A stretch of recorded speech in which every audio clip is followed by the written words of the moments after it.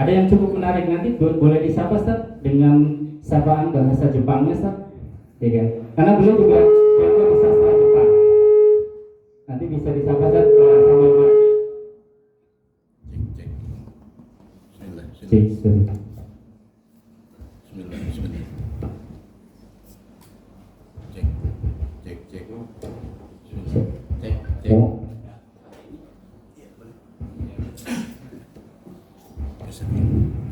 Kayaknya pakai yang nggak usah dipegang Ustaz.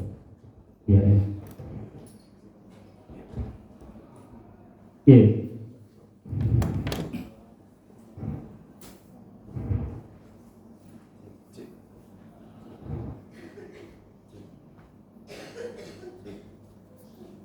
Bismillah. Iya. Iya.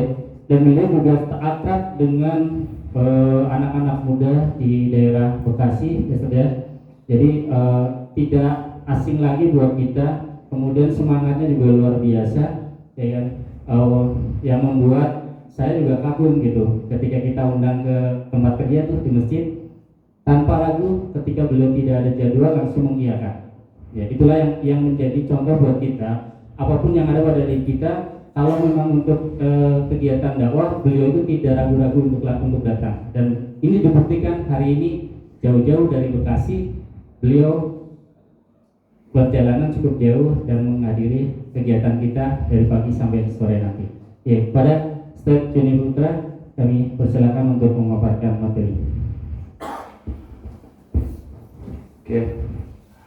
Hayyikum jami'an tahiyatul Islam, tahiyatul minillah, tahiyatul ahlil jannah, rahmatan barakan fi. Assalamualaikum warahmatullahi wabarakatuh. Waalaikumsalam warahmatullahi wabarakatuh.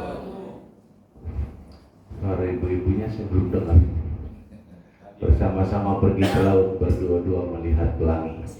Salam pertama kurang disambut, salam kedua saya ulangi. Assalamualaikum warahmatullahi wabarakatuh. Waalaikumsalam warahmatullahi wabarakatuh. Insyaallah. Salam kedua jawabnya itu penuh semangat. Insyaallah. Yang kita muliakan dan kita hormati Kiai Haji Ahmad Bukhari SPDI. Semoga Allah panjangkan umur beliau dalam kesehatan dan keberkahan. Yang beliau sudah datang. Hari ini kita akan, yang kita hormati dan kita muliakan Ustaz Tahirin, Sohibul Muttaqin. Di sana Atakwa ya? Oh, Atakwa. Bandara Soekarno-Hatta. Saya kalau ke tempatnya beliau itu berasa pengen keluar negeri. Ya, pengennya aja, pernah mau belum?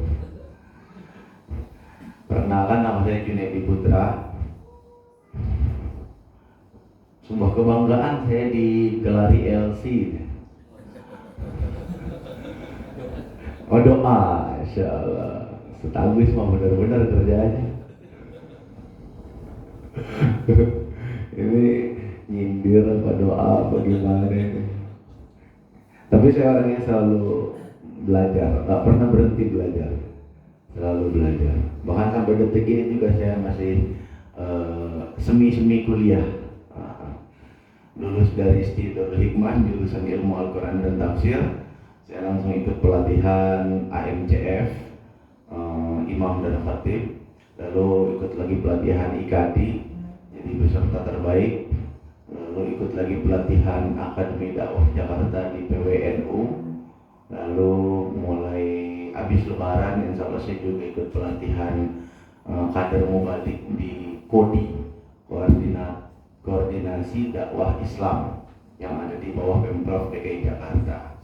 Insya Allah kalau itu semua pelatihan sudah selesai, saya mau lanjut S2 di Zawiyah Jakarta, cari yang murah aja insya Allah. Yang penting nggak berhenti belajar. Aktivitas saya sehari-hari, benar kata beliau, saya guru bahasa Jepang dan dosen bahasa Jepang. Kayaknya salah nyari pembicara nih. Masa guru bahasa Jepang ngajarin tafsir? 今回私たちはsurah Al-Hadid について発表していますね。だから私たちは日本語ずつ話してもいいですね。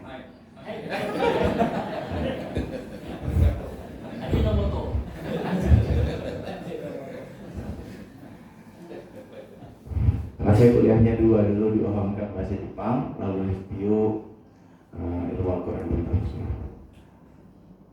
Apalagi? Ya di sahabat iman masih sahabat. Bukan dulu, kalau dulu kesannya sekarang kagak. Kenalan sama Ustaz Agus itu juga kan karena ngebadalin sahabat iman. Jadi saya spesialis badal. Kalau Ustaz pada penuh, nah kita badalin. Benar juga saya tadi dari Bekasi, dari pagi ngisi kajian subuh juga di sono arah ke Cikarang. Nah, kalau dari rumah saya ke sini cuma 2 jam lebih. Tapi kalau ditambah ke sono lagi 3 jaman gitu. Nah, tadi saya berangkat jam 6 pagi, sampai sini jam 9. Alhamdulillah, kita mulai aja ya. Yang pertama surah Al-Hadid. Status surah. Surah ini surah Makkiyah Madaniyah. Kenapa? Limada?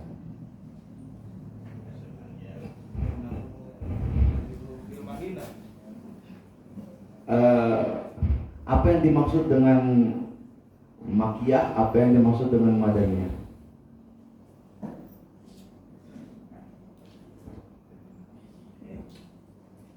Kalau tadi dikatakan surah Al-Hadid ini surah Madaniyah, apa itu Madaniyah? Ayat Makkiyah, ayat Madaniyah, apa maksudnya kira-kira?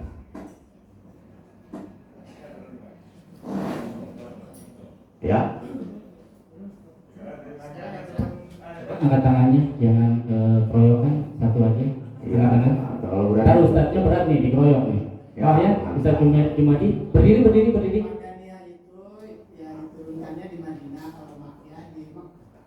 Oke. Kalau kategorinya itu, pertanyaan saya, lalu bagaimana dengan ayat yang turunnya enggak di Madinah, enggak di Mekah? Ada. Iya.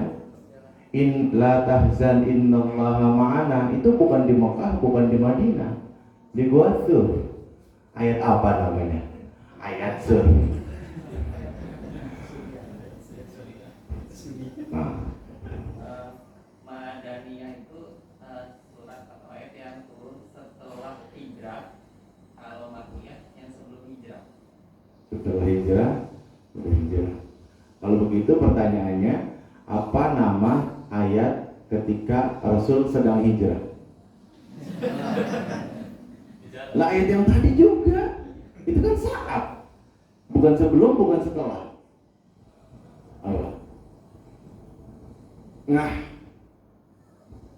Ayat Makkiyah itu bicara tentang akidah, kalau Madaniyah tetap hukum. sebenarnya semua jawabannya itu benar. Semuanya jawabannya itu benar. Kalau kita buka kitab Al-Itqan fi Ulumul Quran karangan Syekh Jalaluddin As-Suyuti, beliau menyebutkan bahwa Makki dan Madani itu tergantung iktibarnya apa. Kalau beliau tadi bilang Makkiyah di Mekah, Madaniyah di Madinah, berarti bi'iktibari makanin nuzul, tempatnya. Kalau yang kedua tadi bi'iktibari zamanin nuzul, berdasarkan waktunya. Kalau ini khasa'is, karakteristik, kekhususan dari ayat-ayat. Semuanya benar. Gitu. Semuanya benar, karena para ulama itu membagi Makki dan Madani itu bukan tanpa tujuan, bukan karena gabut, bukan, tapi untuk melihat bagaimana dakwah Rasulullah di Mekah dan di Madinah, karakteristiknya, sehingga bisa membaca, oh kalau begitu Rasul dakwahnya begini ya gitu. Jadi para ulama ahli tafsir itu orientasinya juga bukan sekedar tamatta, bukan sekedar berfoya-foya dengan ilmu, bukan, tapi tujuannya adalah mengetahui rahasia-rahasia tentang dakwah dalam Al-Quran. Ada sebagian ulama yang mengatakan surat ini Makkiyah, tapi menurut Syekh Wahbah Az-Zuhaili dalam tafsir Al-Munir, pendapat yang lemah. Jadi dalam tafsir itu ada yang namanya pendapat yang rajih, ada yang marjuh. Sama dalam fikih juga ada begitu. Lalu penamaan surat. Surah ini dinamakan Al-Hadid karena ayat ke-25 menyinggung tentang sejumlah kemanfaatan dan kegunaan besi. Siapa yang bisa menyebutkan ke saya? Ada 2 surat dalam Al-Quran yang tidak dinamai karena ada kata di dalamnya. Hampir semua surat dalam Al-Quran dinamai karena ada kata itu di dalamnya. Al-Baqarah karena ada kata Al-Baqarah, Al-Maidah karena ada kata Al-Maidah. Tapi ada 2 surat yang dinamai, tapi kata namanya itu nggak ada dalam suratnya. Hah? Masya Allah, luar biasa. Bentar. Kayaknya ini kenal nih. Antum alumni 84 ya? Enggak, itu tuh yang pakai baju hitam. Berdiri Pak Mali. Hah? Iya. Salah sih alumni 84. Aneh dulu SMA 84 pernah lihat beliau kalau di mana-mana dia. Kalau di sini jadi apa? Ngurus juga. Masya Allah.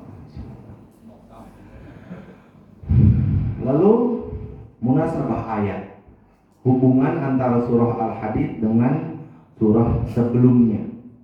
Apa surah sebelum Al-Hadid?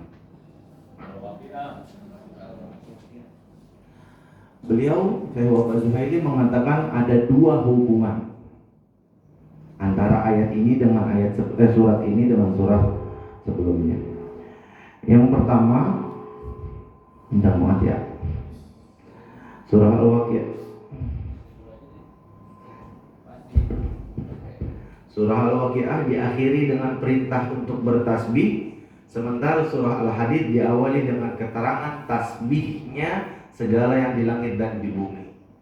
Itu korelasi pertama. Jadi nyambung. Ya, nyambung. Yang kedua, seluruh surah Al-Hadid berfungsi sebagai penjelas sebab atau alasan perintah bertasbih yang disebutkan dalam surah Al-Waqiah. Gitu. Itu 2 korelasi antara ayat dalam surah Al-Hadid dan surah Al-Waqiah.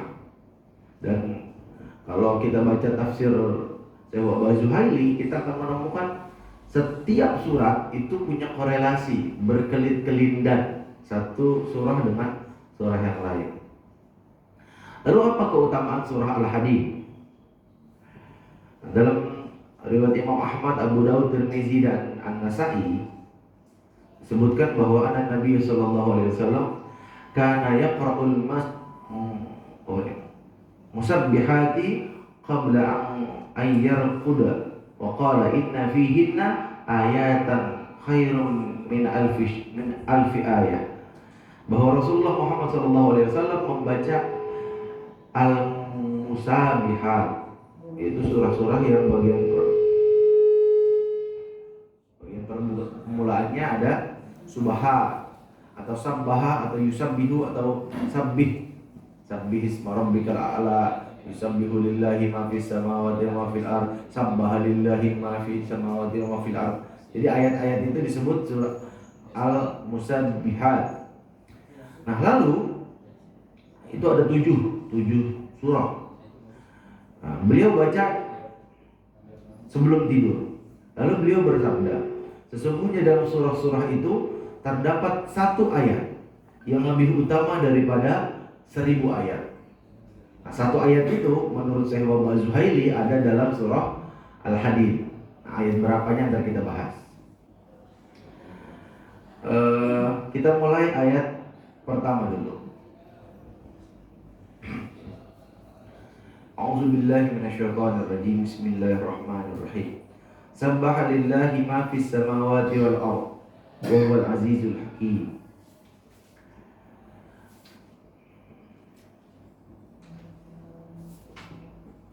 Segala sesuatu yang di langit dan di bumi, seperti benda mati, tumbuhan, manusia dan hewan, semuanya bertasbih mensucikan Allah Subhanahu wa taala dari segala bentuk kekurangan dan dari segala hal yang tidak pantas baginya. Ini sebagai bentuk pengagungan kepadanya serta pengakuan dan pengikraran akan rububiyahnya. Saya mau langsung di awal aja tuh ya. Saya mau jelaskan bahwa dalam akidah Ahlus Sunnah wal Jamaah itu dalam manhaj, dalam memahami asma wa sifat itu terbagi menjadi 3 kelompok besar, 3 mazhab dalam akidah. Ada yang namanya mazhab Maturidiyah. Nah, itu dianut oleh mayoritas dari ulama-ulama mazhab Hanafi, Maturidiyah. Lalu Asy'ariyah itu dianut oleh mayoritas mazhab Syafi'i dan Maliki, sebagian Hambali juga. Lalu yang ketiga manhaj isbat, menetapkan, itu dianut oleh sebagian dari ulama mazhab Hambali, di antaranya Ibnu Taimiyah, Ibnu Qayyim dan lain-lain. Nah, kalau Syekh Wahab Az-Zuhaili ini, beliau cenderungnya ke Asy'ariyah. Asy'ariyah itu gimana? Misalnya ada ayat dalam Al-Quran yang bicara tentang sifat tapi berkaitan dengan fisik, misalnya tangan, mata, wajah, kaki, betis, apa lagi? Ada dalam Quran apa ya? Ketawa, marah, dan seterusnya. Nah itu kalau ulama Asy'ariyah dan Maturidiyah memilih untuk takwil,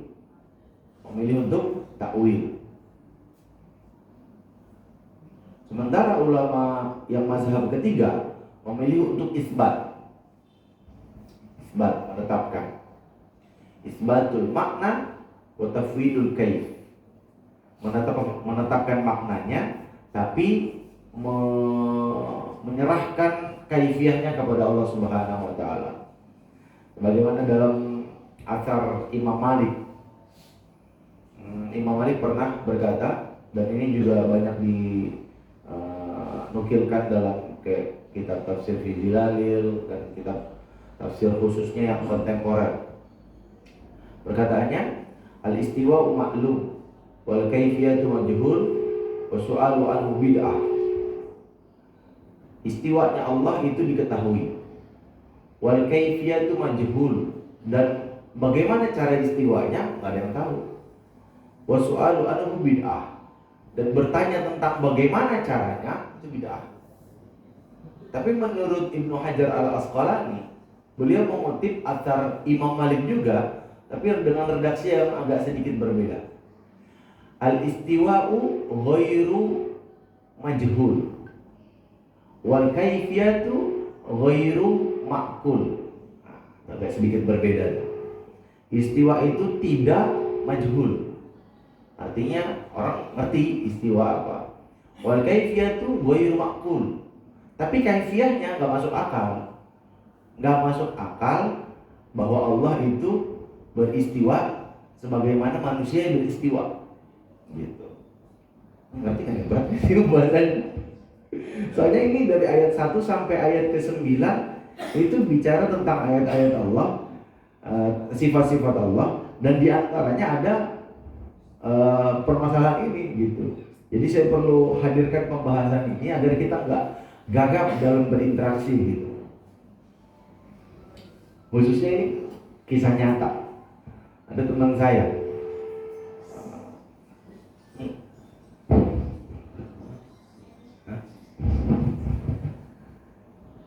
ikhwan lah ya, dia aktif di salah satu masjid. Masjid ini udah cukup itulah kental. Nah, si temenannya ini kalau pas nikah aja ya.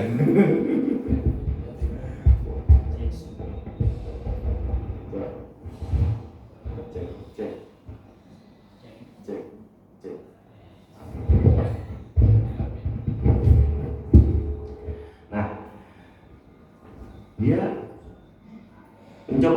berinteraksi sampai akhirnya bahwa orang tahu oh dia ikhwah gitu. Nah, orang-orang di masjid itu bilang bahwa dia itu Wahabi, bilang Wahabi. Nah sementara dia sendiri nggak ngerti apa itu Wahabi, apa itu mazhab dalam akidah, belum belajar gitu, belum jadi pelopor juga. Nah akhirnya dalam sebuah ceramah di masjid itu dibahas tuh bahwa Wahabi itu begini dan seterusnya. Akhirnya ditanya, nah dia bilang berarti di masjid itu mayoritas Asy'ari gitu. Berarti kalau mayoritas Asy'ari, ya antum harus belajar mazhab Asy'ari biar antum bisa nyambung kalau diajak ngomong gitu. Sama kayak misalnya kita di mayoritas penduduk dalam fikih misalnya mazhab Syafi'i, ya berarti kita harus belajar mazhab Syafi'i supaya kita bisa nyetel gitu, nyekruk. Jadi gimana nyekruknya itu enak gitu. Jadi bukan benturan tapi menyatu. Nah, saya ulangi sekali lagi. Kalau ya ada 4 malah ya. Kalau mau diurut ke ulama salaf malah jadi 4. Kalau zaman ulama salaf itu sahabat, tabi'in, tabi'ut tabi'in, itu manhajnya tafwid. Tafwid itu menyerahkan maknanya kepada Allah Subhanahu wa taala. Misalnya summa stawa 'alal arsy. Kemudian Allah beristiwa di atas arsy. Istiwanya enggak dimaknai.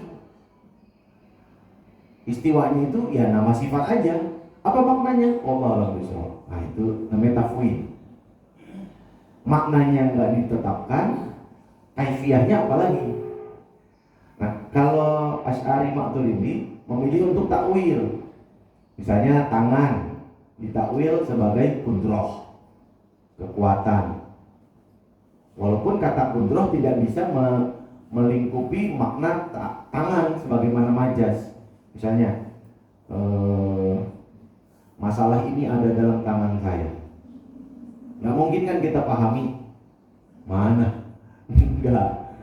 Tapi penggunaan majas tangan dalam bahasa yang tadi saya sebut itu jauh lebih ngena ke hati daripada saya bilang saya menguasai masalah ini gitu. Kalau dalam ilmu balaghah ada yang namanya majas, ada yang namanya hakiki.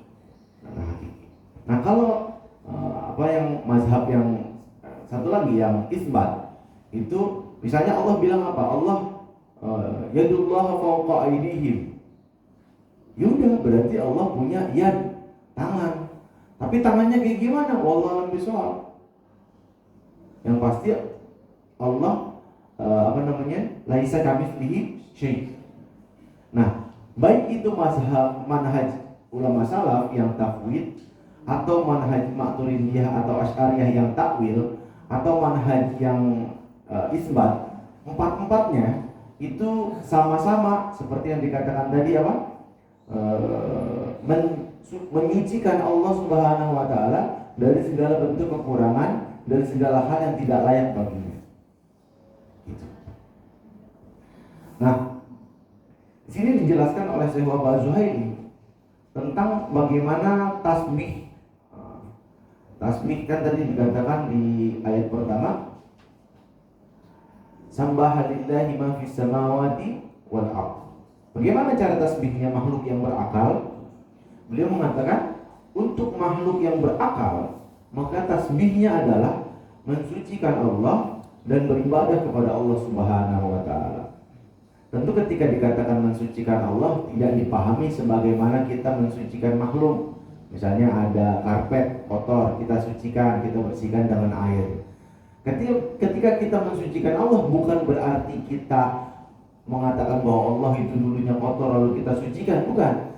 Tapi menetapkan keyakinan kita bahwa Allah itu dari dulu suci, sekarang suci dan sampai kapanpun akan tetap suci.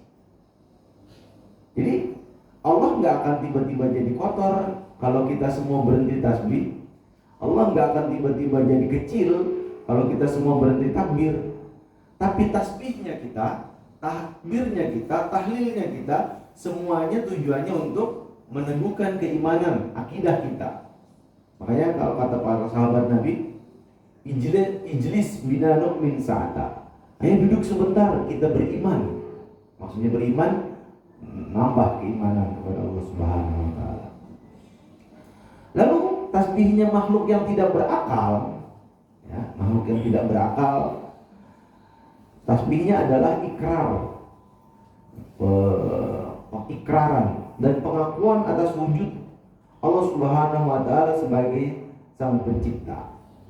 Allah lah yang maha kuat, maha menang, maha mengalahkan, dan maha segala-galanya. Nah, di akhir ayatnya Allah tutup ayat ini dengan dua nama. Wa huwal azizul hakim. Ada aziz, ada hakim. Nah, Syekh Al-Juhaili mengatakan bahwa dua sifat ini disebut oleh Allah menunjukkan bahwa Allah Subhanahu wa Ta'ala berhak dan layak untuk ditasbihkan dan disucikan meskipun dia tidak membutuhkannya. Ini kan yang setiap 4 tahun sekali heboh ini. Agama perlu dibela apa enggak? Iya. Kalau ngomongnya dimensi akidah, ya nggak perlu dibela. Allah nggak perlu dibela. Tapi kita wajib bela Allah. Sama kan? Kita lanjutin aja. Allah butuh ibadah kita nggak? Nggak butuh. Nah, kalau misalnya Allah nggak perlu dibela lalu kita nggak perlu bela Allah, ya berarti dengan logika yang sama Allah nggak butuh ibadah kita, ngapain kita ibadah? Allah nggak butuh kita, nggak butuh takbir kita, nggak butuh tahlil kita. Kita yang butuh itu semua, makanya kita kerjain. Gitu.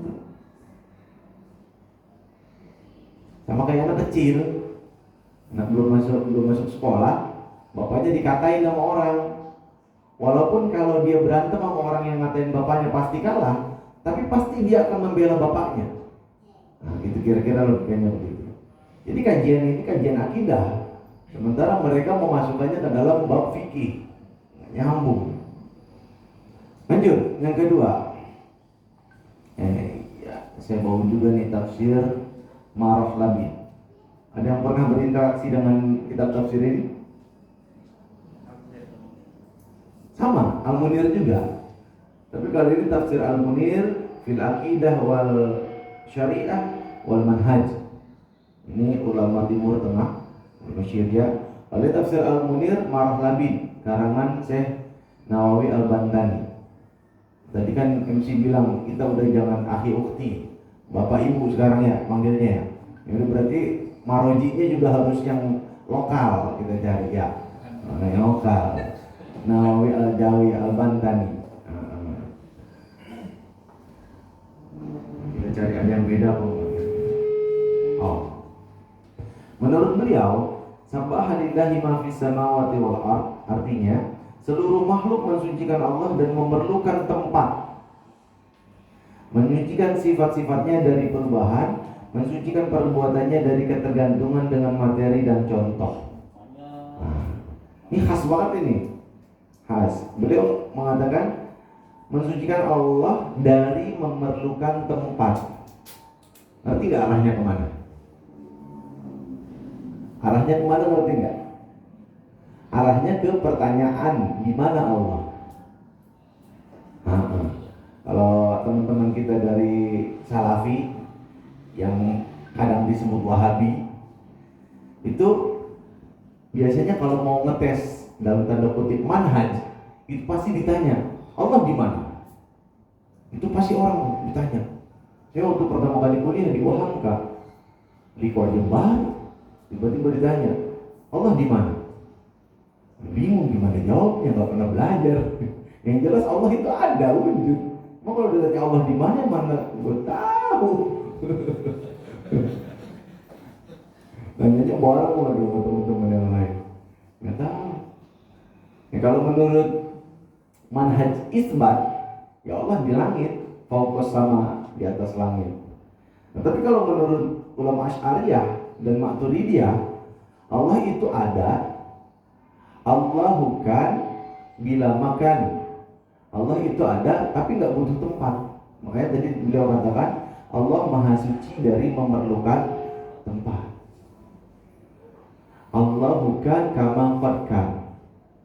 Tuh, kata asar dari Ali bin Abi Thalib. Allah itu ada sebagaimana dulu ada. Sebelum Allah menciptakan arsy, Allah itu ada. Berarti Allah nggak butuh arsy. Nah, gitu. Itu kalau dalam mazhab Asy'ari dan Maturidi. Kita lanjut ya. Lalu yang kedua ayat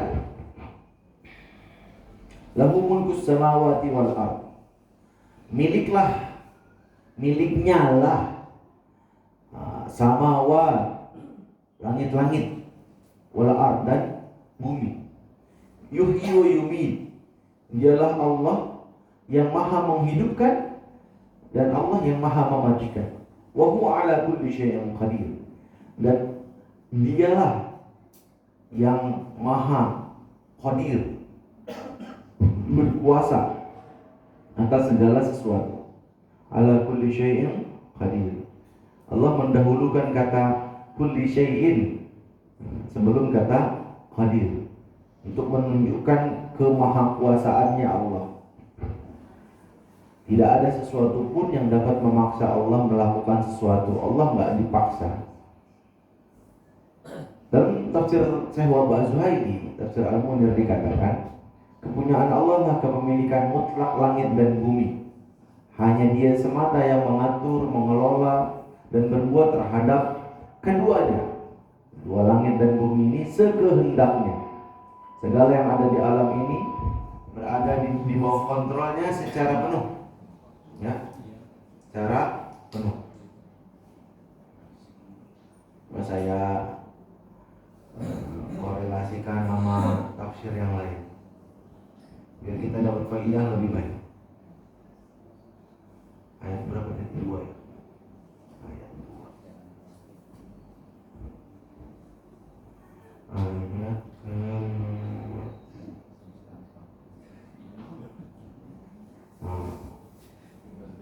ini ada dalam tafsir As-Sa'di. Tafsir As-Sa'di itu gurunya apa ya? As-Sa'di itu. Banyak ulama-ulama Saudi Arabia itu rata-rata muridnya Syekh As-Sa'di. Beliau punya kitab tafsir judulnya Taisirul Kalamil Mannan kalau saya nggak salah. Nah, beliau mengatakan yang artinya kemudian Allah mengabarkan kepemilikannya yang menyeluruh seraya berfirman, kepunyaannya lah kerajaan langit dan bumi, Dia menghidupkan dan mematikan. Dia menafsirkan, maksudnya Allah lah yang menciptakan semua itu, yang memberi rizki dan mengatur dengan kekuasaannya, dan Dia maha kuasa atas segala sesuatu. Ini bukan seperti keyakinan orang Yunani. Nah, Yunani kan mengatakan bahwa Tuhan itu setelah menciptakan langit dan bumi, lalu Tuhan berlepas, nggak mau tahu lagi. Kalau dalam keyakinan Islam, setelah Allah menciptakan langit dan bumi, Allah tetap ngurus. Allahu la ilaha illa huwal hayyul qayyum. Al-qayyum itu artinya maha mengurus hamba-hambanya. Kita diurusin, matahari diurusin, segala sesuatu diurusin sama Allah Subhanahu wa ta'ala. Kalau Allah berhenti ngurusin segala sesuatu 1 detik aja, berantakan itu. Di langit kita itu ada ratusan juta bahkan miliaran meteor menurut para ahli astronomi. Seandainya meteor itu nggak diatur sama Allah, sangat besar kemungkinan miliaran meteor itu nabrak bumi. Sangat besar kemungkinan. Tapi semuanya diatur oleh Allah Subhanahu wa ta'ala. Nah, lalu rahasia yang tadi, yang di hadis yang tadi saya bacakan, yang tadi dikatakan apa? Khairum min alfi ayah. Bukan min alfi syahrin ya. Khairum min alfi ayah menurut Syekh Wahbah Az-Zuhaili. Dan menurut tafsir Al-Munir juga, Al-Munir, tafsir Ibnu Katsir, yaitu ayat ketiga surat Al-Hadid. Jadi yang lebih baik daripada 1000 ayat itu, nah menurut tafsir Ibnu Katsir dan beberapa ulama ahli tafsir, itu ayat ketiga. Ayat ketiga bunyi gimana? Wal awwal wal akhir wal zahir wal batin wa huwa bikulli syai'in alim. Itu ayat yang lebih baik daripada 1000 ayat. Kalau ayat 1000 dinar, tahu nggak? Ayat 1000 dinar apa? At-Tolak. At-Tolak. Itu wa yattaqillaha yaj'al lahu makhraja wa yarzuqhu min haitsu la yahtasib. Terus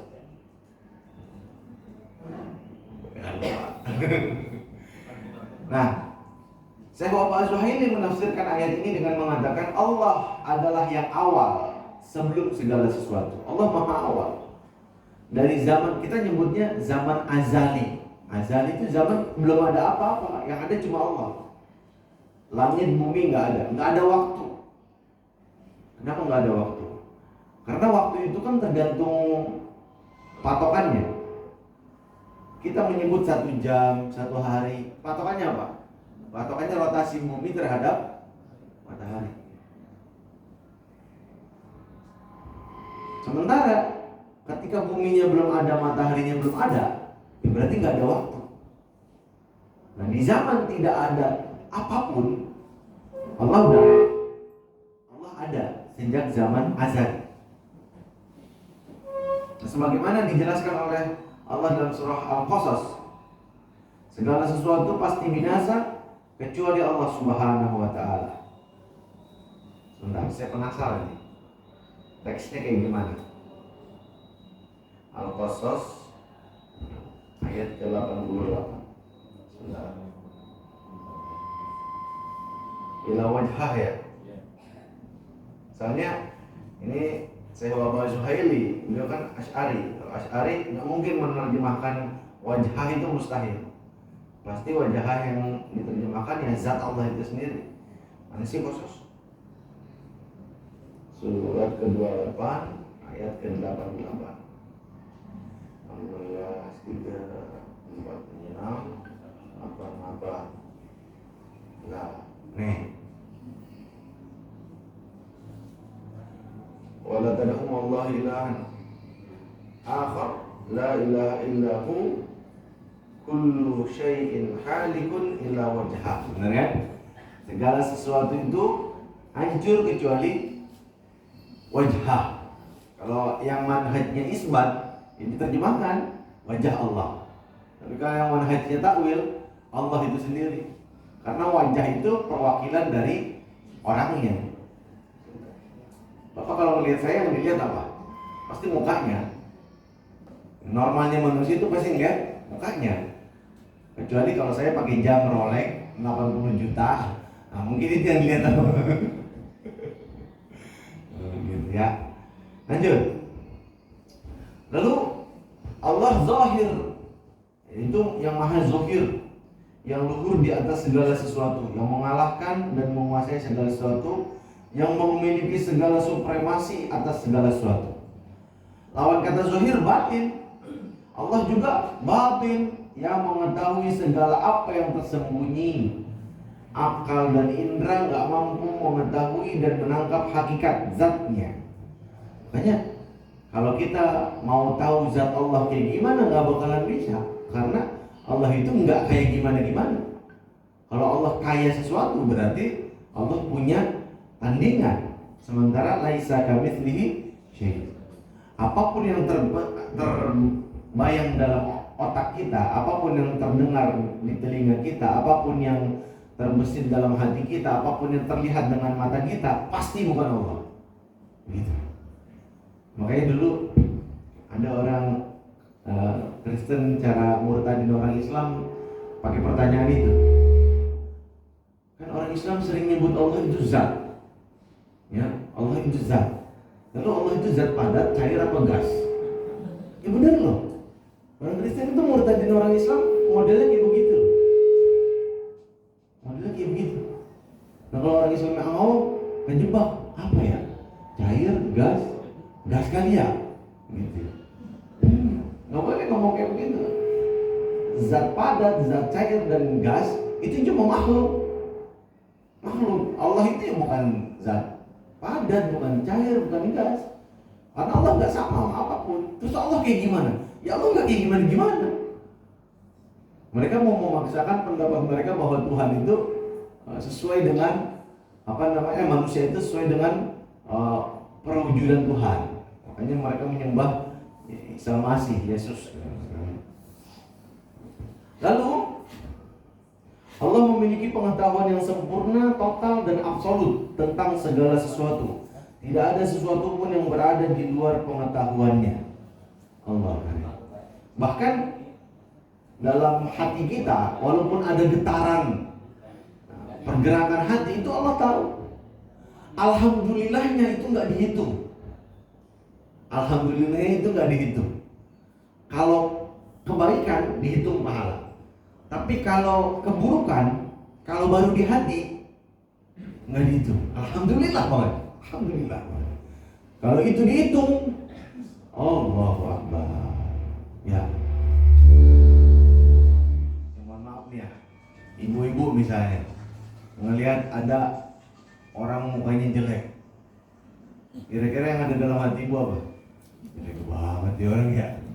Untung yang dalam hati itu kagak itu. Bapak-bapak misalnya, saya bapak-bapak melihat ada perempuan cantik banget, dalam hati pasti gimana? Nggak usah diomongin ya, sama-sama tahu aja ya. Nggak usah diomongin. Itu kalau dihitung dosa, aduh ya Allah, tak berapa banyak dosa kita itu ya. Sedangkan yang sekarang ada aja udah nggak karu-karuan.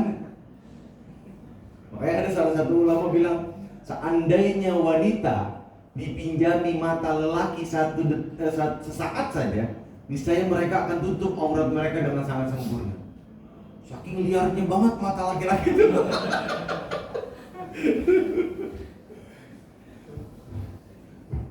Makanya pesan nih buat ibu-ibu, Bu, kalau suaminya mau tumak ninah gimana sih? Mau sakinah, mau wadah warohmah di rumah, cuma dua. Kenyangkan matanya, cuma tiga. Kenyangkan matanya, kenyangkan perutnya, kenyangkan kemaluannya. Udah selesai. Matanya ibu dandan yang cantik, secantik-cantiknya bidadari di rumah, dan mau kalah main di luar. Ya, model baju kayak gimana terserah, sesuai kesepakatan. Kasih makanan yang enak-enak ke suami, lalu kasih servis yang excellent. Kalau perlu suami belum minta, ibu yang ngajakin. Nggak perlu nunggu malam Jumat. Ini orang keliru, malam Jumat sunahnya enggak. Malam Jumat itu sunahnya baca kafi, baca yasin, zikir itu. Ada penjima itu bukan sunah malam Jumat, sunah setiap malam. Iya. Lanjut ya. Oh, bercanda doang, bercanda. Canda doang, tapi kalau diamalin ya alhamdulillah. Kadang-kadang kalau membahas tafsir itu saya tanya bukan 2 Pak, 8. Saya tanya 8. Sini. Banyak saya tanya membahas tafsir itu. Sampai mana tadi? Imam Muslim meriwayatkan, ini beliau sama nih. Soalnya saya kalau kajian tafsir itu orangnya perfeksionis banget. Pokoknya sebisa yang saya mampu, akhirnya jadi kebanyakan. Sebisa yang saya mampu. Soalnya saya pengen dapat faidah sebanyak-banyaknya, dapat pelajaran sebanyak-banyaknya, dapat hikmah sebanyak-banyaknya. Jadi saya ngumpulin dari tafsir As-Sa'di, saya catat, dari Ibnu Katsir, Al-Munir, semampu saya. Al-Azhar seingat saya, karena saya Al-Azhar belum semuanya punya. Udah kali aja jadi nama panitia.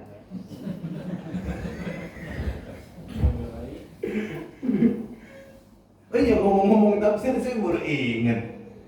Bapak Ibu suka dengar radio Dakta nggak? Enggak. Nyampe nggak tuh? Kalau di sini nyampe nggak?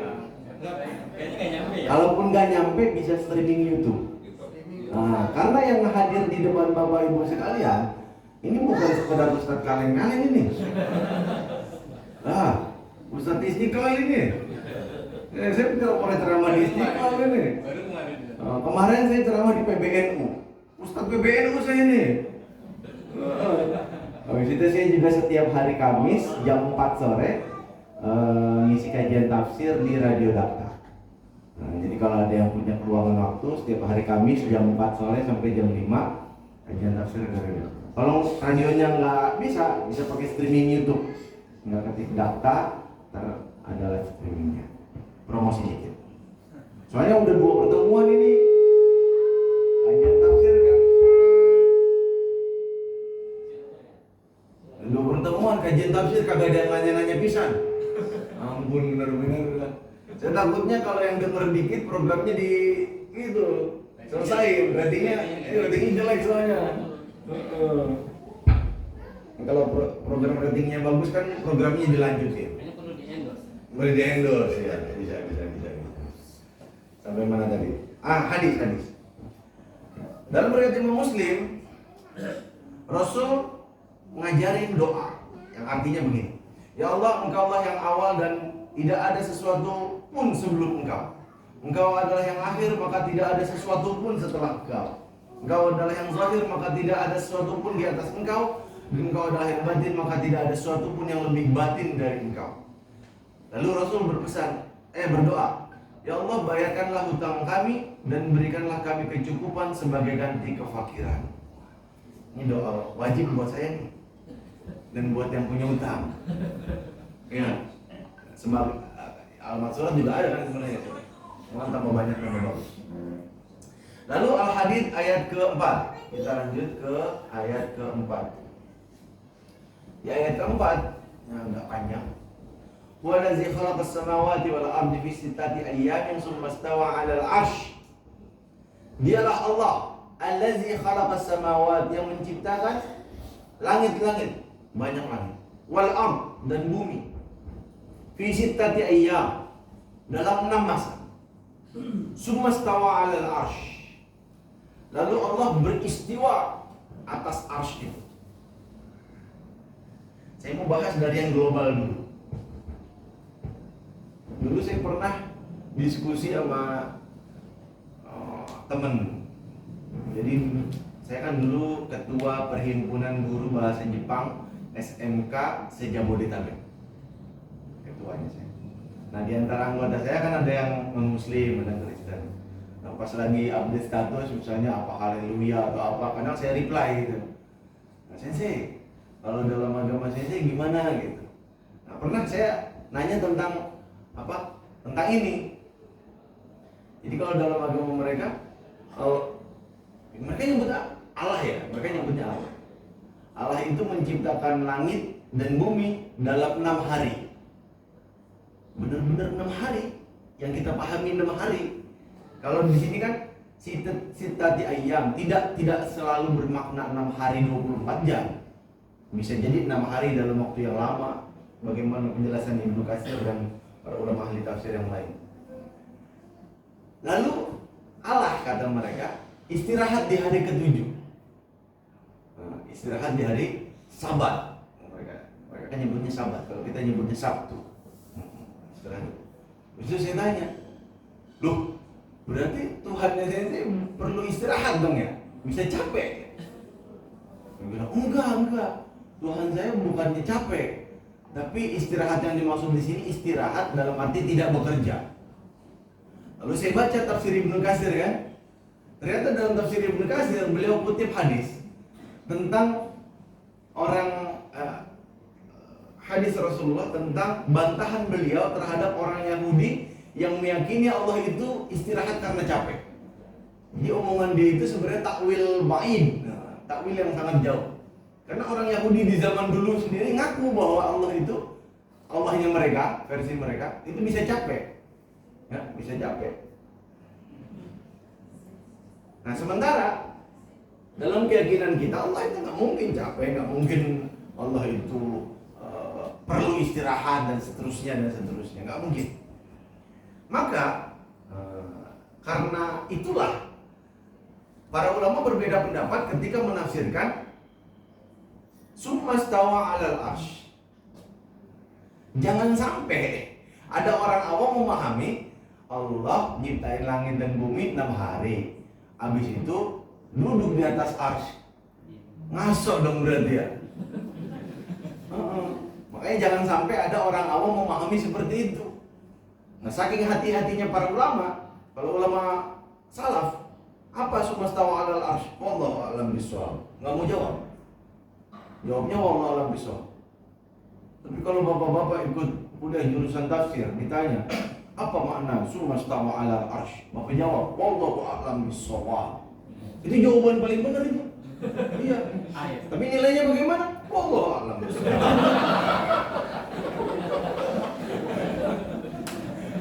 Yang jawabnya wallahu a'lam pengen dapat A. Jelasin dong, menurut mazhab ini gitu baru akademisi ngapol lalu besok. Gayanya udah kayak tafsir, udah kayak Imam Ibnu Katsir. Kalau ulama Asy'ari Maturidi, ya, sumastawa al arsh, artinya Allah itu berkuasa atas arsh. Maksudnya kalau Allah bisa menciptakan langit dan bumi dalam 6 hari, bukan berarti Allah nggak bisa menciptakannya dalam 1 hari. Allah itu maha kuasa. Allah jelaskan menciptakan langit dan bumi dalam 6 hari itu untuk ngajarin kita para manusia bahwa penting yang namanya proses itu. Proses itu penting karena semua yang instan itu nggak bagus. Mie instan nggak bagus. Yang banyak mie instan itu, ya, nggak bagus buat pencernaan. Apalagi instan. Kopi instan nggak bagus, enakan kopi yang itu digiling kan, nggak pakai instan, nggak pakai pengawet. Dai instan juga nggak bagus. Iya, dai instan baru timbang hijrah kemarin tiba-tiba udah jadi ustaz, diundang ke TV. Nah, kita ceramah dari tahun jemuan, udah masuk ke TV, agak muat ya. Akhirnya banyak offside-nya. Segala Nabi Muhammad dibilang pernah sesat. Ya, surat An-Duha, masih ingat nggak kasusnya? Oh, jadaka dhallan fahada. Dan kami mendapatimu wahai Rasulullah dhallan. Diterjemahin sama dia, dhallan itu sesat. Dhallan itu banyak maknanya, bingung, sesat, salah jalan, itu dhallan. Nah, kalau Allah Rasul pernah sesat, terus kapan Rasul dapat hidayahnya? Rasul nggak pernah sesat. Maksudnya dalam surat An-Duha itu Rasul pernah salah jalan, gitu. Salah ambil jalan. Bukan sesat dalam arti tidak berada dalam petunjuk, enggak. Oh, Rasul maksum gimana? Nah, sesuatu yang instan itu nggak bagus. Makanya Allah ajarin kita bahwa Allah yang maha kuasa atas segala sesuatu aja menciptakan langit dan bumi dalam 6 hari. Kok kita pengen instan loh? Ya. Kok kita pengen instan? Gak bisa, gak ada yang instan itu. IKN juga jadi organisasi yang terbesar ketiga saja, kalau nggak salah ya. Kalau pakai kriteria dengan struktur lengkap di semua provinsi, ya kan? IKN juga sampai pada tahap itu juga kan nggak instan, nggak ujung-ujung. Ikan ini dari tahun berapa? 2000-an. 2002-an.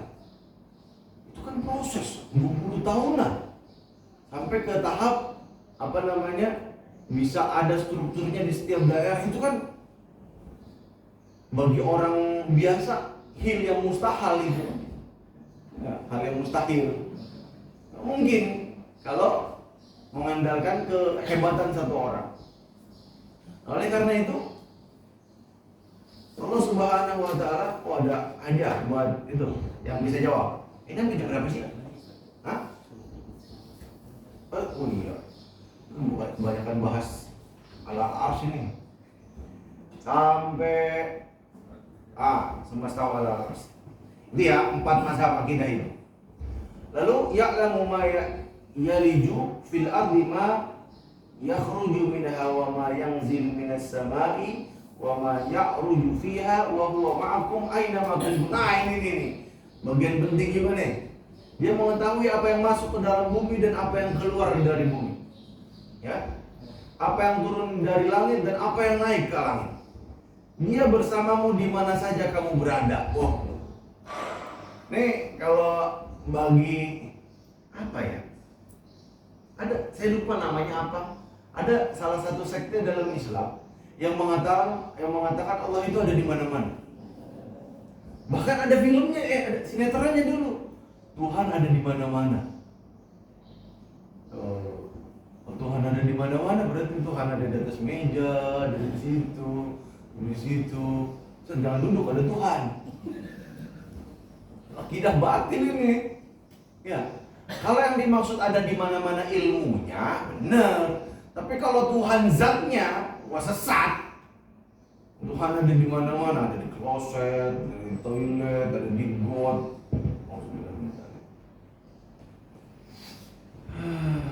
Jadi yang dimaksud wa huwa ma'akum aina ma kuntum, bahwa Allah selalu bersama kalian dimanapun kalian berada, itu maksudnya bukan zatnya. Enggak, saya cari kalau Syekh Wahbah Zuhaili nerjemahinnya di mana nih? Ayat keempat ya. Ilmunya. Allah senantiasa bersama para hambanya dengan kuasanya, kekuasaan, otoritas, dan ilmunya dimanapun mereka berada. Oke, kita lanjut ayat kelima yang agak sedikit ngebut. Lahu mulkus samawati wal ard wa ilaihi turja'un. Miliklah segala kerajaan langit dan bumi dan hanya kepada Allah lah segala urusan dikembalikan. Mirip sama ayat yang sebelumnya. Ya penjelasannya juga nggak beda jauh. Lalu yang keenam, yulijul laila fil nahar wa yulijul nahara fil lail wa huwa alimun bizatis sudur. Dialah Allah yang memasukkan malam ke dalam siang dan memasukkan siang ke dalam malam, dan Dia Maha mengetahui segala isi hati. Nah, Syekh Wahbah Zuhaili mengatakan Allah yang memegang kontrol dan pengatur penuh terhadap makhluknya. Dia berbuat apa saja terhadap makhluknya sekehendaknya, membolak-balikan malam dan siang dan berganti, mengurangi durasinya salah satunya, mengubah keadaan antara panas dan dingin dan seterusnya. Ya, tentang musim. Nah, beliau menutup dengan ini sebuah dorongan untuk renungan akan keagungan dan kekuasaan Allah Subhanahu wa taala, bersyukur atas nikmat yang diberikan serta mensucikannya dari segala hal yang tidak layak. Nah, beliau memberikan kesimpulan bahwa ayat-ayat ini merupakan informasi tentang bertasbihnya segala sesuatu serta penjelasan hal yang menjadi motif untuk bertasbih. Ini nggak cukup nih waktunya. Lanjut tanya jawab aja deh. Dikembalikan ke moderator.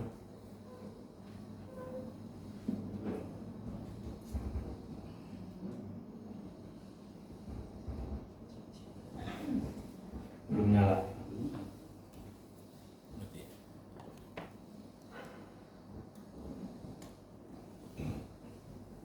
Idealnya kalau bahas ayat Al-Quran itu satu ayat 1 jam. Dan kita mau bahas 10 ayat 1 jam. Satu ayat 10 menit. Jadi di Radio Dakta itu 1 jam itu 1 ayat doang bisa. 1 ayat doang bisa dibahas. Ini ya. Itu Radio Dakta mau ada 1 jam. Emang kurang, Ustaz? Enggak. Kalau 1 jam emang kurang, Ustaz. Kalau kajian jangankan tafsir, Ustaz. Kajian yang lain 1 jam itu kurang, Ustaz. Gimana, mau ditambah nggak? Iya. Alhamdulillah kita sudah story-nya kena banget ya.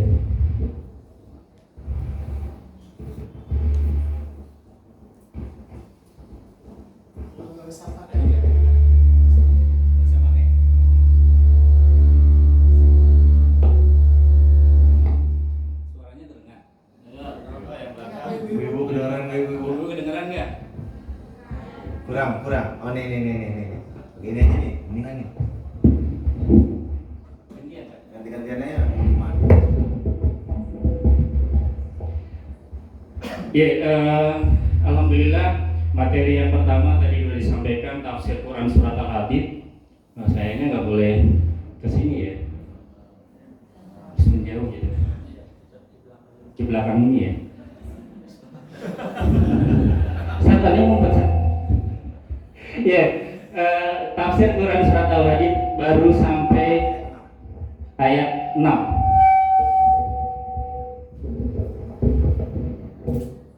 4 apa ayat 6? Ayat 6. Padahal hafalan kita dari ayat 1 sampai ayat 11 kan? Ya, nanti tinggal dilanjutkan tafsirnya. Nah, pulang bisa minta sama suaminya, Bu, beli tafsirnya, Bu. Gitu kan, bapak-bapaknya nyiapin duitnya buat beli tafsirnya, Pak. Ya, mudah-mudahan dibelikan, Bu, baca bareng-bareng di rumah gitu kan. Mudah-mudahan Ramadan ini tafsir Quran surat Al-Hadid 1 sampai 11 kelar. Ya, nanti tinggal telepon Ustadz Junedi untuk nonton di YouTube-nya Khairul Data ya, endorse kan.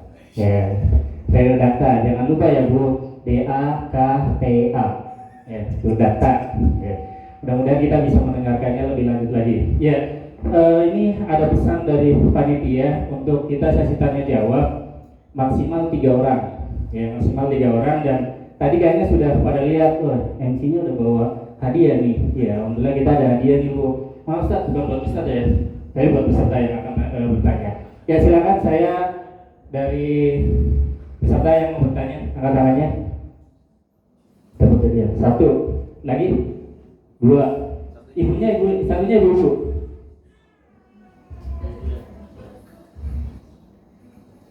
Tiga, oke. Ya, silakan, Pak.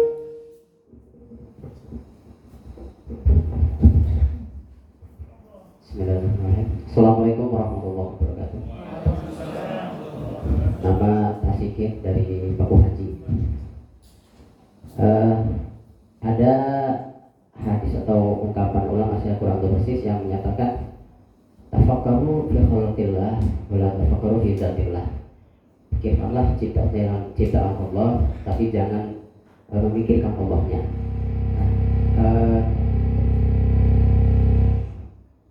Sampai di mana gitu batasan-batasan ketika kita menjumpai ayat yang bercerita tentang zat Allah ini, seperti tadi istiwa, kemudian ya pokoknya berkaitan dengan zat Allah itu sendiri, sehingga ada yang menyatakan bahwa perdebatan tentang zat Allah ini kan kemudian sampai memecah belah umat Islam gitu ya, karena kemudian sampai memasuki wilayah politik, dan juga ada yang berpendapat bahwa ini menjadi salah satu penyebab kemunduran umat Islam, karena terlalu banyak berdebat tentang zat Allah, kemudian lupa memikirkan tentang ciptaan Allah yang ada di alam semesta ini, sehingga umat Islam kemudian ketinggalan. Nah, sampai di mana nih batasan-batasan kita berpikir tentang zat Allah ini? Terima kasih. Assalamualaikum warahmatullahi wabarakatuh. Bisa langsung dijawab apa pertanyaan kedua? Langsung ya. Batasan-batasan memikirkan zat Allah. Yang kedua. Ya, Pak. Assalamualaikum warahmatullahi wabarakatuh. Menyambung dari saudara kita. Ini pertanyaan yang sampai sekarang saya juga masih butuh informasi lebih kuat, Ustaz. Ya, sekian banyak. Kalau perbedaan fikih mungkin nggak begitu menjadi runcing dan tidak mengganggu hati. Dan kalau tidak itu batin hati kita. Ketika misalnya kita mengambil konteks tadi Ustaz bilang Hambali yang isbat, ketika asis tawa Allah duduk di arsy, yang dikhawatirkan kalau itu pemahaman itu di orang awam, jadi duduk gitu. Berarti Allah duduk. Padahal Allah bisa jadi kayak kelelawar. Melihatnya kelelawar beda dengan melihatnya manusia. Nah, sejauh ini menurut Ustaz, mana yang lebih, kalau dalam pemahaman kita buat orang awam itu yang begitu mengena dan bikin tenang, jadi nggak ada pertanyaan-pertanyaan yang lebih lanjut gitu, Ustaz.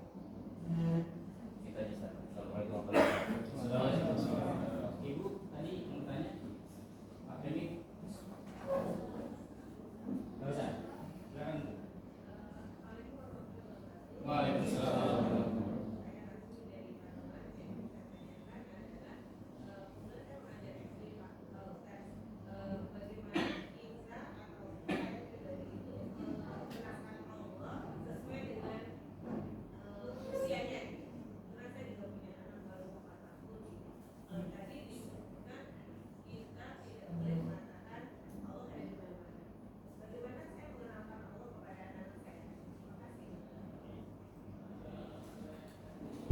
terima kasih kepada tiga penanya.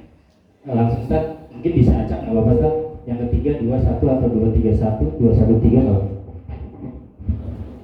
213 boleh? Atau 234? Iya. Sampai jam berapa jawabnya? 11 10 menit. Oke.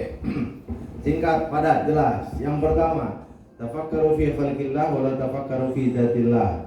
Setahu saya itu hadis. Cuma saya lupa riwayat apa. Pikirkanlah ciptaan Allah, jangan pikirkan Allah. Ada ayat Quran yang semakna dengan itu.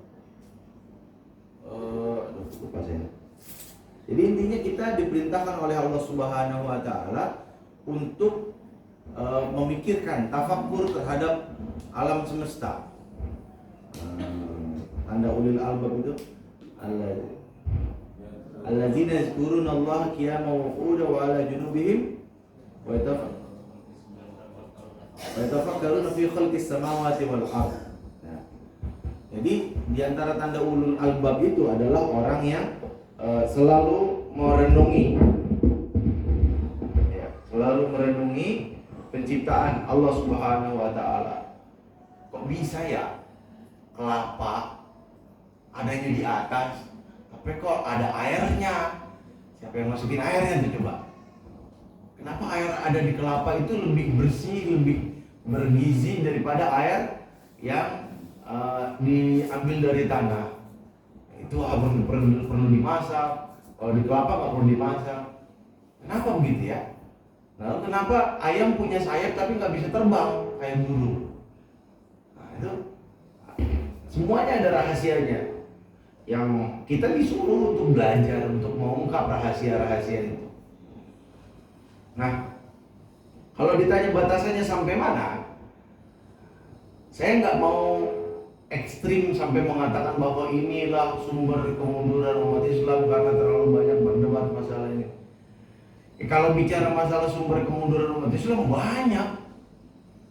Syekh Yusuf Mardawi dalam bukunya Ainul Khalal beliau mengatakan sumber kemunduran umat Islam karena lupa diri, nggak tahu dirinya siapa, nggak tahu bahwa umat Islam itu pewaris peradaban dunia paling agung sepanjang sejarah manusia. Lalu akhirnya mereka hidup sebagaimana orang yang nggak punya sejarah. Itu sumber kemunduran umat Islam. Karena nggak tahu siapa dirinya. Sama kayak Pak Thohirin ini. Dia tahunya dia kayak begini. Padahal bisa jadi dia keturunan kesekian dari Raja Arab Saudi. Setelah diungkap, akhirnya beliau disuruh ke Arab Saudi ngurusin orang pergi haji. Oh, gajinya nggak ada serinya itu duit. Kan bisa jadi kan? Beliau bersikap begini karena beliau nggak tahu beliau keturunan Raja Saudi. Tapi kalau beliau tahu beliau keturunan Raja Saudi, nggak bakalan mau di sini. Nggak bakalan mau di sini. Nah, itu jadi orang itu. Jawab yang tadi. Nah, batasannya sampai mana? Batasannya adalah kita berhenti bicara tentang zat Allah tanpa dalil.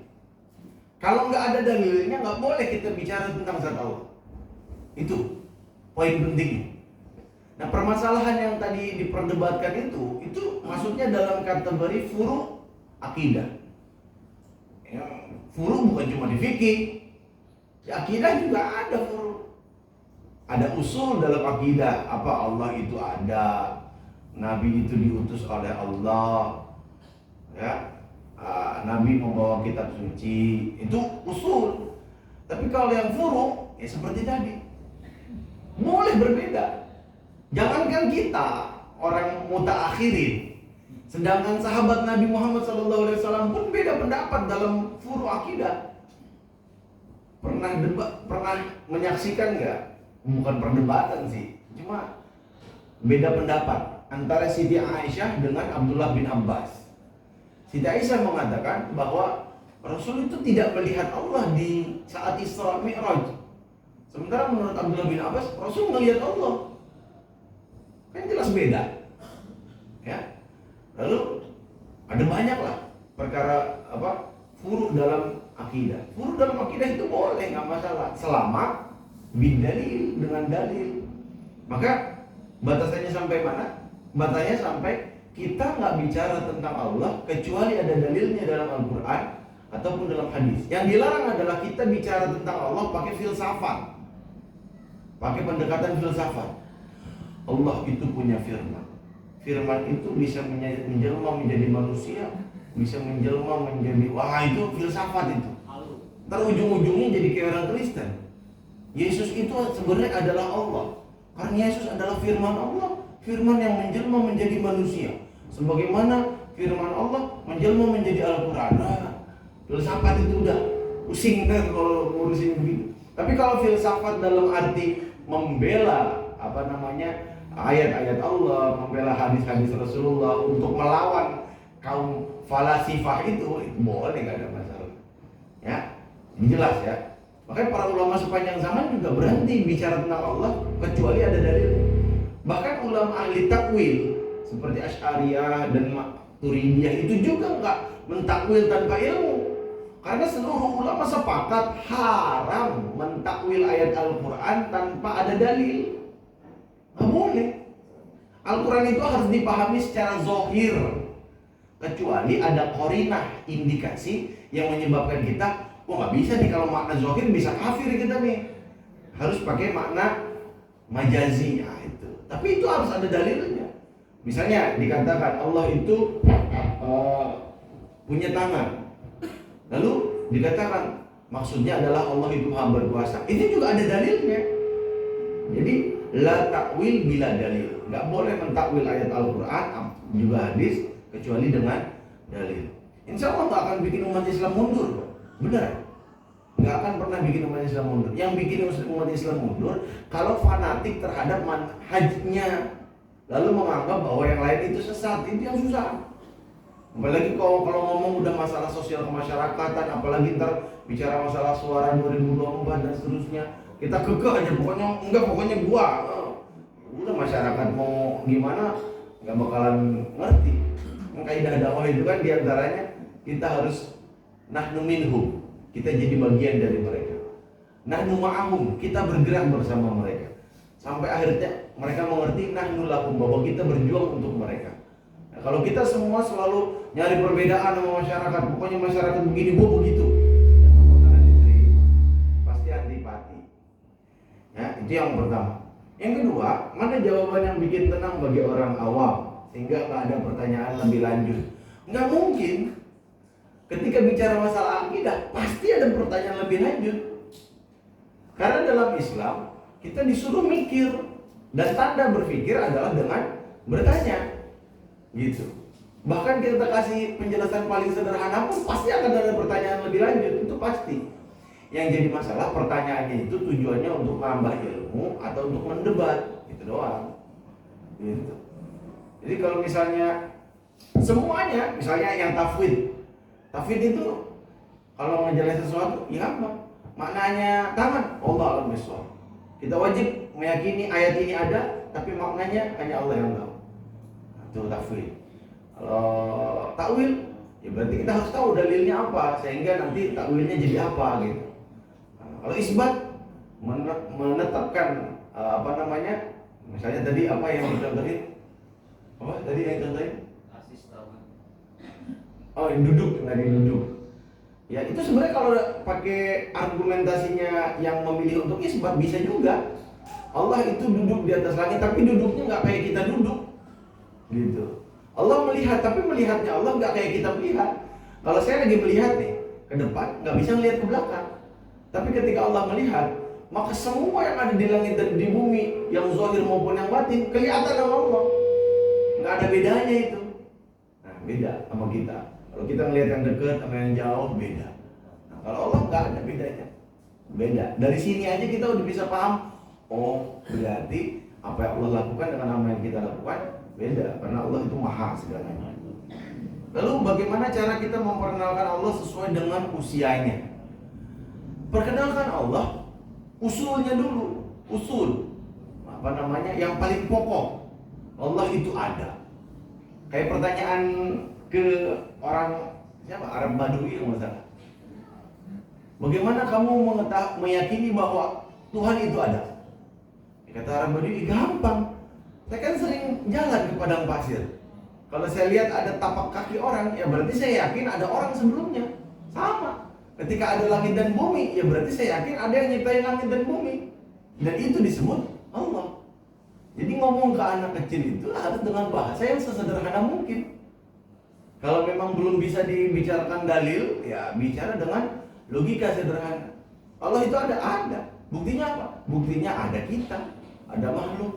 Gak mungkin ada sesuatu kecuali ada yang menciptakan. Lalu kalau misalnya setan menggoda, lalu siapa yang menciptakan Allah? Wah, gimana dong ngejawabnya? Jawabnya baca qul huwallahu ahad, kata Nabi. Atau kalau kita pakai logika juga bisa kita bantah. Siapa yang menciptakan Allah? Lah kalau Allah masih diciptakan berarti bukan Allah. Allah itu maha pencipta dan Allah gak butuh diciptakan. Kalau masih dibilang Allah diciptakan oleh sesuatu, berarti sesuatu yang diciptakan Allah itu ya Allah. Berarti yang tadi itu bukan Allah kan? Gitu. Ya. Nah, apalagi misalnya, kenapa Allah nggak kelihatan? Karena mata kita terbatas. Coba adek lihat, coba. Nih HP. Adek lihat, tuh kelihatan nggak HP-nya? Enggak. Kenapa nggak kelihatan? Karena ada penghalang. Sama kayak kita. Mata kita itu mata fisik, nggak bisa melihat segala sesuatu. Angin nggak bisa kelihatan. Jadi ngomong ke anak-anak itu dengan bahasa yang sangat sederhana. Surga itu gimana bentuknya? Surga itu dijelaskan sama Allah sedikit penjelasannya, begini. Tapi ini cuma penjelasan gampangnya doang. Lebih nikmat lagi dari itu. Nanti kita dapat makanan, dapat minuman. Nggak usah cerita tentang bidadari. Terus nggak ngerti anak kecil. Bidadari mau diapain juga nggak ngerti. Kalau bapak-bapak ngerti.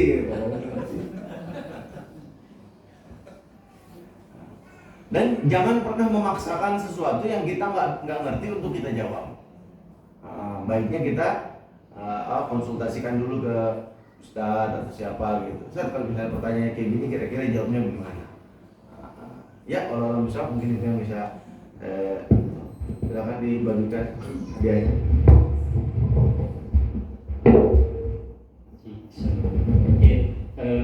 Kepada penanya, silakan bisa maju ke depan untuk dapat hadiahnya. Untuk yang ibu-ibu, tapi kita sarankan maju Bu. Bisa aja ya. Pak Teddy mungkin bisa menyerahkan hadiahnya. Maju Mas. Ada tim foto nggak? Bisa difoto nanti Ustaz ngasih saja. Beda sendiri buat ibu-ibu. Oh, buat ibu-ibu ya. Ini pilihan Ustaz katanya buat ibu-ibu yang beda sendiri. Silakan Pak Tasikit bisa maju. Ustaz, nanti bisa bagikan Ustaz. Maju ke depan dulu. Pak Teddy juga maju. Pak Teddy ikutan. Gak apa-apa. Silakan Pak. Ini suami beliau. Bukan Pak, dia panitia. Oh, panitia. Oh. Ustaz, silakan Ustaz diberikan. Ya. Mana kamera? Oke. Lihat, senyum. Oke. Lagi Ismail. Ismail tuh, dipanggil. Pak Teddy, silakan. Ke beliau.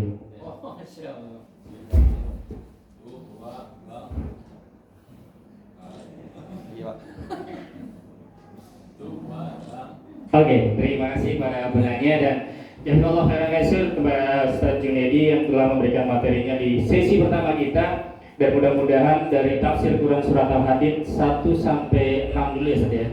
1 sampai 6 nanti mungkin bisa request Ustaz disambung di daftar Ustaz. Ya, ini endorse lagi bisa. Enggak, kalau yang di daftar 1 bulan ini tentang takwa. Aduh, boleh sedikit nyambil dikit Ustaz, siapa tahu. Oh gitu ya. Silakan Ustaz ya. Oke, jazakallahu Ustaz. Untuk ibunya yang tadi bertanya.